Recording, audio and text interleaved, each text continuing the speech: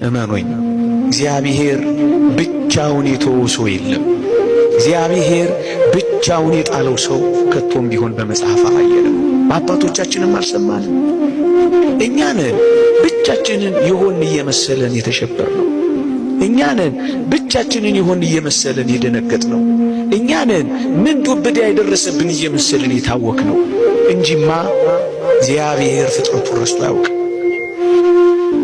እግዚአብሔር በረድኤት ከፍጥረቱ ርቆ አያውቅም ወገኖቼ።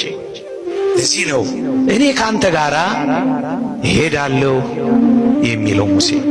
የትም እንሁን የት፣ በምንም እንኑር በምን እግዚአብሔር አይረሳንም። ለዚህ ነው በመጽሐፍ አልተውሽም ከቶም ቢሆን አልጥልሽም የሚለው።